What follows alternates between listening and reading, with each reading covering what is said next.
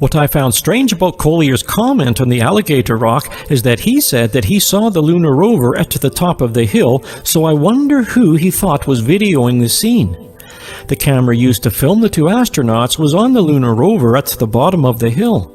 I think this was an inexcusable mistake by Collier, and the problem is that it then became the latest anomaly subsequently broadcast by many other skeptics.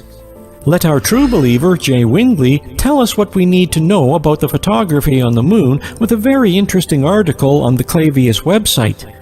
In this, several pages of explanation, Wingley covers the subject extremely well. We have not yet finished with looking for fake backgrounds. Our next and final submission makes a rather novel and interesting use of the Apollo photographs. It is a based paper published by Dr. Oleg Olenek from the Kharkov State University in the Ukraine entitled A Stereoscopic Method of Verifying Apollo Lunar Surface Images, posted on the AULIS website. I will quote directly from the paper. The photographic validation method presented here is based on the detection of two-dimensional objects among three-dimensional objects and determining the mutual arrangement of these objects in space and the distance from them by applying a technique known as stereoscopic parallax. Sounds like quite a mouthful, but briefly the technique involves examining two images of the same scene that were taken from locations reasonably close together but from a slightly different position. The two images are added to Photoshop as two separate layers to create a Photoshop file, PSD. After various manipulations described in the paper, the relative distances to objects in the photographs can be estimated. You can get a better idea of what is involved if you read the paper and view the examples. Basically, objects that are far away should not show any parallax movement, whereas objects close to the camera should show the most parallax movement. The conclusion of the paper is that the Apollo photographs are fake and have been shot in a studio against a fake backdrop. A real earth-shattering conclusion, or should I say moon-shattering. I had not seen this method before, but it certainly looks interesting and perhaps a useful tool in our investigation.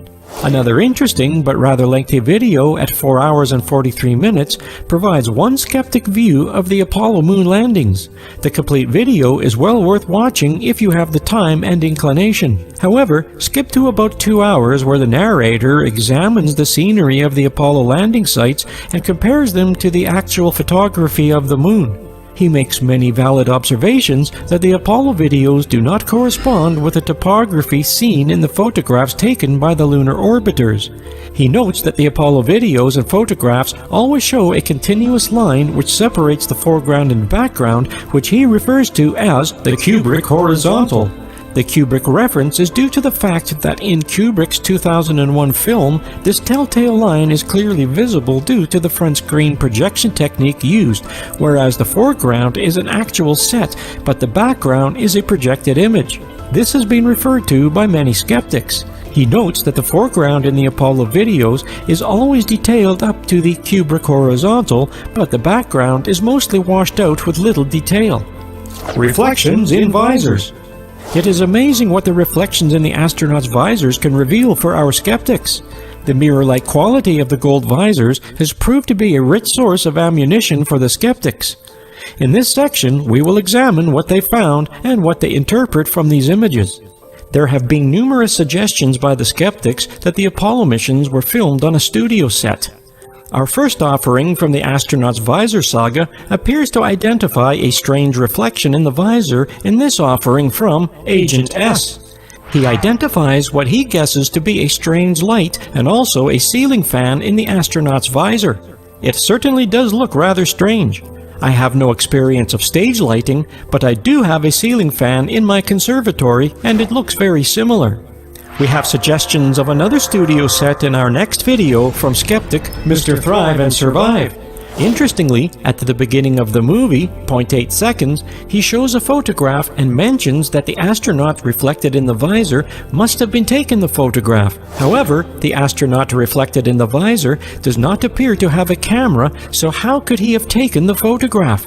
Mr. Thrive and Survive makes no mention of this, but I do believe that it is the photograph that Marcus Allen commented on. Our prolific skeptic Hunchbacked also has a contribution or two to make to the astronaut's visor reflections. I will not comment on this in any detail, but leave you to enjoy, although it does highlight some interesting anomalies. He also follows up on the previous video to clarify some objections raised by the believers. And again, Hunchbacked analyzes the iconic photograph of Buzz Aldrin taken by Neil Armstrong and looks closely into the visor reflection and identifies all manner of anomalies. Finally, in our What Can We See in the Visors compendium, we have a very interesting contribution from YouTuber Sling and Stone. He is commenting on the Fox News video, which asks why the front of the astronaut is so well lit up when one would expect him to be in total shadow as the sun is directly behind him. However, he is more interested in the reflection in the astronaut's face visor. His main point is that the bright light reflected in the visor is strange and could be a studio light. When I looked closely at the visor reflection, I also noticed something strange. If you look closely at the visor reflection, you will see what appears to be the shadow of an astronaut whose photograph is being taken. I find it strange that in this reflection you can see all the way from the astronaut's shadow to the horizon of the moon, but where is the reflection of the astronaut or camera taking the photograph? Video evidence. The videos of the NASA Apollo missions are extensive, as NASA produced videos for the entire 6 Apollo missions.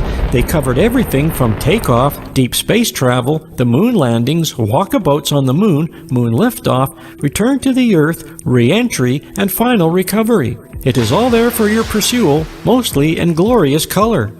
This video evidence has been watched countless times by many millions of people across the globe and forms some of the most strongest evidence for the truth of the moon landings. For most people, seeing something on video is akin to seeing it actually happen with their own eyes. There is an undoubted barrier to disbelief, although with the advent of modern computers generating imagery, CGI techniques, people are becoming increasingly more savvy in this respect. However, we are talking about events which happened and were filmed 50 years ago when technology was in its embryonic stage, not even its infancy. It was the pre-digital days of Ray Harryhausen with stop-motion photography, which he used on British movie First Man on the Moon, produced in 1964. It is said that Stanley Kubrick has much influence by the work of Harryhausen. Some skeptics have, in fact, linked Kubrick with the making of their assumed fake Apollo movies, perhaps due to his expertise in special effects. This was demonstrated in Kubrick's 1968 movie, 2001: A Space Odyssey, in which he used the front screen projection technique to create extremely realistic scenes in the opening sequence, Dawn of Man. The skeptics maintain that this is exactly what NASA needed and that the Apollo faked movies employed the same front screen projection techniques and that Kubrick was involved in some way. I am getting the distinct impression that the 1960s was a good time for space fantasy. Just one cautionary note before we start our investigation. The Apollo missions were actually filmed, not videoed. What you see in the NASA archives are the digital conversions to the actual films. It is hard to know which examples to choose to show the anomalies in the NASA videos. The internet is awash with them. Our skeptics have made numerous charges that some or all of these videos have in some way been doctored, either after the event or more sinister in the planning and staging of the event. One common, often repeated accusation is that the astronauts are really running in Earth's gravity, and then the video has been broadcast at a slower speed to give the impression that the astronauts are in a lesser gravity of the moon. Another equally popular assertion is that the astronauts were suspended by counterweight wires to reduce their weight to 1/6 to conform with the moon's gravity. So we will start by looking at the evidence for wires. Suspended by wires. One of the main skeptics' claims is that the astronauts were suspended on wires and counterbalanced to simulate the effect of the lower gravity of the moon. There is a bountiful choice of evidence of such claims by the skeptics, but let's start with a little music and amusement with a clip by Daniela in which the antics of the astronauts are shown. If you want to see some wires, then take a look at a submission from Joe Rogan and yet another NASA clip from Apollo 15, this time from Archangel for Mike.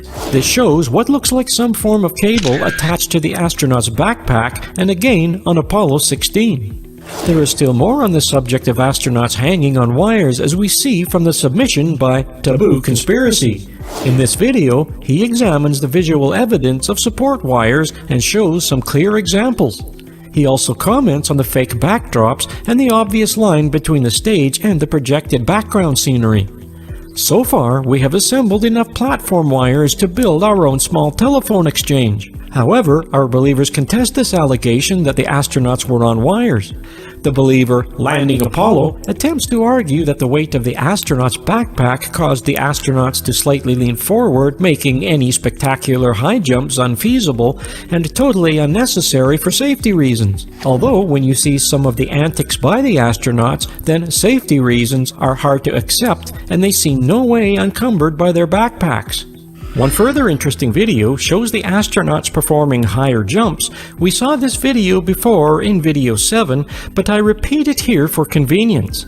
In this video, the astronauts are jumping around the lunar rover and their feet are hidden, causing the skeptics to postulate that they are jumping on trampolines. However, this further analysis by Probe NASA looks more closely at the astronauts nearest the camera. He performs 4 jumps, and then you see him crouch slightly before each jump as he bends his legs and pushes off. After the 4 jumps, he stops momentarily, but then suddenly he jumps up again, but this time without any initial crouch, as though he was involuntarily yanked up on a wire. Our final submission is the NASA Tales of the Wires series is interesting as it also provides an important insight into the gravity debate. In this 3-part video, our Incover-He examines the now famous jump salute by astronaut John Young during the Apollo 16 mission. You may remember the gravity analysis on this clip that we examined in video 7. Again, the gravity is calculated from the jump height and the descent time as before, but it also repeats a similar calculation for the dirt falling from the astronauts' boots. The conclusion is that they are in a very different gravitational field, which logically is impossible. The suspicion is that NASA made sure that John Young's jump salute proved moon gravity with the assistance of wires and various slow-motion techniques, but perhaps they couldn't manage to fake the moon dust falling at the same time, or simply didn't think of it. Another very interesting anomaly, and plenty of scope for the skeptics. Enough of the skeptics' wire theories, I hear you cry. The skeptics have had their say. Now let's hear what the believers make of all of this wire business. First of all, a rebuke from the last video from the true believer, Shane Killian, who, with his eloquent command of childish playground insults, attempts to show that Aaron Kohivi's assertion that the moon dust falls too fast is not correct. He shows that the moon dust falls at the same gravitational force as the astronaut. Wait a minute, I am sorry, but our skeptics cannot let that one go unanswered. The skeptic, masquerading under the title XYZ-LLL-ZYX, produced a video in which he identifies the errors made by Shane Killian in his analysis. This video is shown by Aaron Kohivi, who comments on it. He comments on the inaccuracy of Shane Killian's analysis and goes as far as to suggest that Shane Killian mischievously falsified his analysis to obtain his correct answer. The Mythbusters have also jumped into this discussion, my own completely intentional pun, and created their own proof of the wire argument. I have been unable to obtain the full video of the show as it was removed from the internet by the Discovery Channel on copyright grounds. However, here is a part of the program in which they attempted to disprove hoax claims that the astronauts were suspended on wires by using a gravity rig. This attempt at science is totally repudiated by Jara White.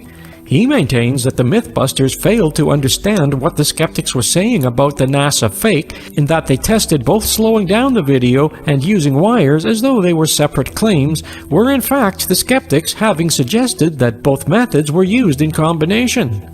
In order to combine both effects, Jara White applied a 67% slowdown to the Adam Savage on the wire harness video and obtains an almost perfect match on the Apollo 16 footage.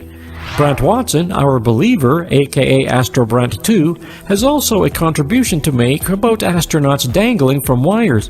Unfortunately, Brant seems to miss the point entirely, as he is overly obsessed with some wire being attached to the antenna on the backpack, which I have never seen suggested by any skeptic.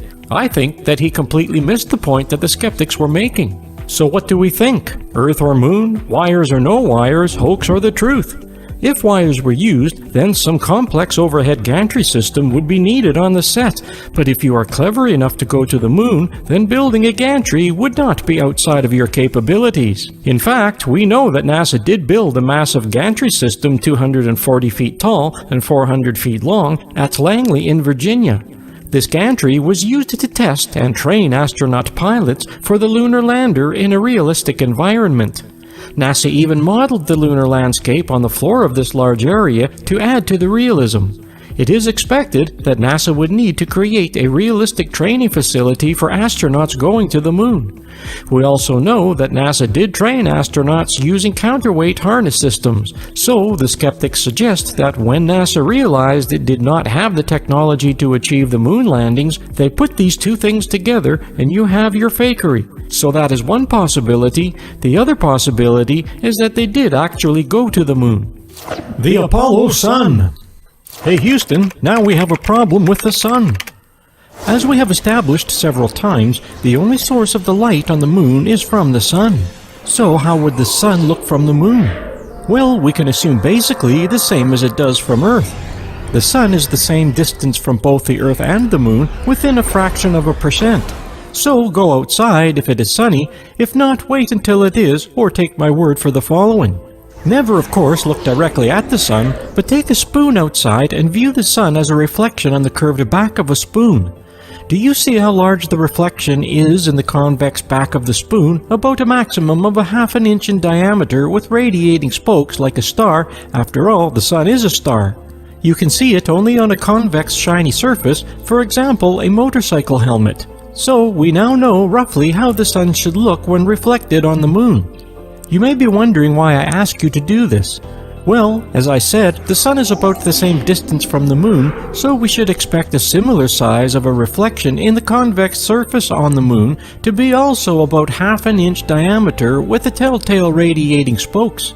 The convex surface we have on the moon are the bubble helmets of the astronauts, in particular their face visors. I will let our skeptic, Steve the Chemist, explain all about convex surfaces in his video. In his second video, he shows that the reflection of the sun in the astronaut's visor is too large to be the real sun. It varies tremendously if you view the videos and can be up to 3 to 4 inches in diameter, not the ½ inch or so that we would expect, and it has no radiating spokes. He deduces from this that it must be a studio light, possibly with a large parabolic reflector. He also draws our attention to the Apollo 15 video clip in which you can see the size of the reflected sun decrease with a decrease in the brightness of the scene. He concludes that it is impossible for the reflection of the real sun to change size and that the studio lighting must have been used, which is in his opinion firmly places the filming squarely on Earth. If you think that we have finished seeing Apollo suns, then think again. We have another skeptic masquerading under the pseudonym JMBBAO who brings us back to the sun's reflections in the Apollo astronauts' visors. Again, he makes the same point as Steve the Chemist, that there is something very strange about the Apollo suns, they just don't look convincing. We do not see the small diameter reflections with radiating rays that the skeptics say we should expect, but instead we see large circular disks of light. You may think that you have now had enough of the Apollo suns. Well, there is more. How about 2 suns? The skeptic Marcus Allen brought my attention to this video clip taken from the official NASA video on Apollo 14. The original source of the clip was the movie For All Mankind. At time 241 on the video, the astronaut turns towards the camera and appears to have 2 equal-sized suns in his visor, clearly a different apparition to explain. Next, one more observation from Marcus Allen, not just one more sun, but another, albeit not the brightest in our galaxy of Apollo suns. In the NASA 1971 Apollo 14 video, as astronaut Ed Mitchell climbs down the ladder of the lunar module at time 6:43, he is clearly in total shadow, but we can observe a small bright light in his visor. Another strange anomaly is in the dark shade of the lunar module. You may ask what our believers say about these sun anomalies. Well, it seems that our believers are not too troubled by the 2 suns anomaly, as Lunar Tuner is happy to explain and demonstrate. He explains that the astronaut's helmet visor assembly consists of 3 layers of protection.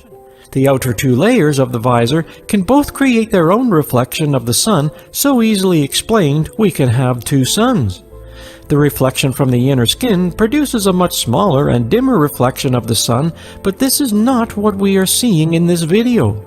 But we do have an alternative explanation from the believer Akhamite, who contends at length that this is probably a reflection from various parts of the lunar module, most probably from the highly reflective mylar film which coats various parts of the lunar module. Our final attempt to get to grips with the Apollo sun concerns the lunar lander. The lunar lander was always positioned on landing with its exit door in the shade to avoid the astronauts exiting into full sunlight and to keep that side of the lander cooler. Once landed, the lunar lander was in a fixed position and could not move. However, as the mission progresses, the sun will slowly move its position in the sky. This next presentation from Hunchback examines photographs of the lunar lander at the start of the mission and at the end of the mission. One would naturally expect the shadow of the lunar lander to have changed. The evidence from the photographs indicates that the sun had not moved in the sky as it should have done, so we appear to have one more anomaly regarding our Apollo sun. Well, I think we have had enough of the Apollo suns for today. Our skeptics see evidence of fakery in the Apollo suns in that the reflected suns do not look at all like the real suns should be reflected. However, our believers are content that there is no fakery here, so what can we conclude? For certain, the stark difference between the Apollo suns and what we would expect from the real sun is compelling evidence, but are there factors which might explain this discrepancy? The only obvious difference is that the Earth has an atmosphere, and might this affect the way that the sun looks on the moon? But no, we saw the sun's reflection in vacuum of deep space, and it compiled with our Earth view. Until we have further evidence to the contrary, this anomaly certainly does look persuasive. Could it be that one piece of irrefutable evidence that some faking was carried out by NASA? The skeptic, Apollo Reality, presents us with some rather interesting information regarding some videos of the Apollo mission taken by NASA. He provides 9 video clips together with the dates written on the film canisters. These show dates which are before the actual mission on which the film was used. He therefore concludes that there was some fakery involved. However, although this may at first sight appear strange, it is a known fact that a short initial test sequence is a shot to provide later comparison. This was also the same for the film used on missions we have explained earlier. This could explain the films being dated several days prior to the actual missions and the use of the film. Astronaut deaths. Murder most foul, as in the best it is, but this most foul, strange, and unnatural. William Shakespeare, Hamlet. Foul play. Skeptics raise the subject of how many astronauts have died, some in seemingly suspicious circumstances, which they contend is some proof of the government's attempt to cover up what really happened by eliminating whistleblowers. This may be viewed as an extreme belief, however, the incidence of suspicious deaths is factual. For example, 10 astronaut trainees, 15% in total, died in accidents between 1964 and 1967. An astronaut's job is, to say the least, by its very nature, more dangerous than most. Tom Wolfe's The Right Stuff cites a figure of 25% chance of being killed over the career of a military jet pilot. The deaths during the Apollo project are as follows.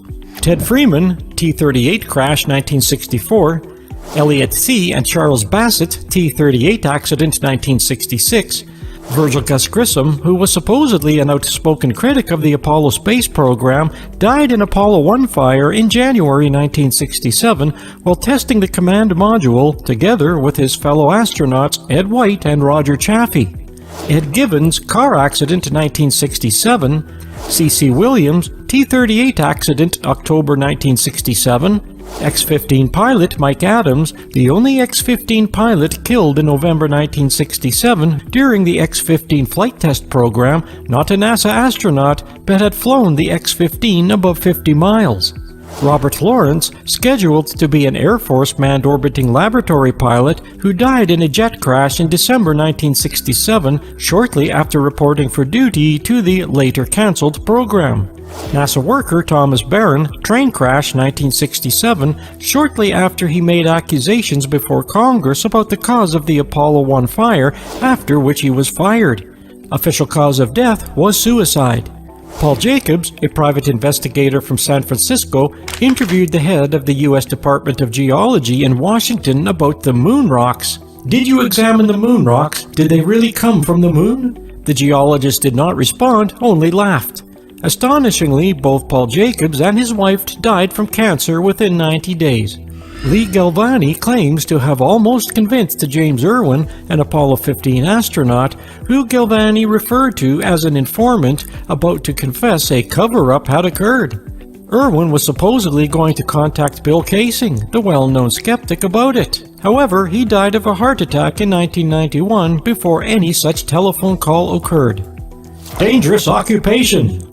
Spacecraft testing at flying high-performance jet aircraft is by its nature dangerous, and all but one of the astronauts' deaths, Irwin's, were directly related to their hazardous job. Two of the astronauts, Mike Adams and Robert Lawrence, had no connection with the civilian manned space program. Astronaut James Irwin had suffered several heart attacks in the year prior to his death. There is no independent confirmation of Galvani's claim that Irwin was about to become a whistleblower. Virgil Gus Grissom was selected to be the first man to walk on the moon, but he was very critical of the NASA Apollo project, specifically in relation to the quality of the spacecraft, and he openly doubted that it would succeed. In fact, on the day of the fatal fire in the capsule which killed him and his two fellow astronauts, he had pointedly hung a lemon on the capsule. This occurred in January of 1967, and it is convincible that NASA had already decided that it would be necessary to promote the fake moon landings. The believers are ardent that these deaths are nothing unusual given the hazardous nature of the Apollo project, and that such conspiracy theories are widely exaggerated with little evidence except more concedence. If there was a cover-up that the Apollo 11 and all subsequent moon landings were to be faked, it is not clear when the decision to fake the landings would have been made. If NASA did indeed fake it, at what point did they realize that they could not achieve Kennedy's objective and that a cover-up would be required? It has been widely acclaimed by some skeptics that NASA made use of the talents of Stanley Kubrick to help stage the moon landing scenes. Kubrick had started his ideas for the production of 2001: A Space Odyssey in 1964 and completed the movie in 1968. In the filming of that movie, he pioneered the use of front-screen projection to produce realistic scenes of man and creatures or other planets. Prior to the actual moon landings with Apollo 11, there were two previous manned Apollo flights to the moon, Apollo 8, December 1968, and Apollo 10, May 1969, although those missions just orbited the moon and did not land. The skeptics likewise claim that these missions must also have been faked. You may wonder, if NASA faking the moon landing is true, how could the astronauts be persuaded to be complicit in this trickery? It must be remembered that all astronauts were in the military and still under military orders with a U.S. president as commander-in-chief. If they could be persuaded that it was in the national interest or coerced in some other way, then it is possible. Certainly, when you look again at the Apollo 11 post-landing press conference, they didn't appear to be too happy about their situation. There have also been claims by some skeptics that the astronauts may have been drugged to make them cooperative and to make them think it was real, as this from Hunchbacked explains. The skeptics point to the fact that Neil Armstrong became a recluse after the Apollo 11 moon landings, refusing most interviews. He also refused to take part in the 40th year anniversary of the moon landings, which some suggest was rather bizarre, as he was the first man to have walked on the moon. He may have been ready to confess and reveal the whole hoax, and it has been suggested that he was eliminated to prevent this. Fanciful, but serious suggestions indeed.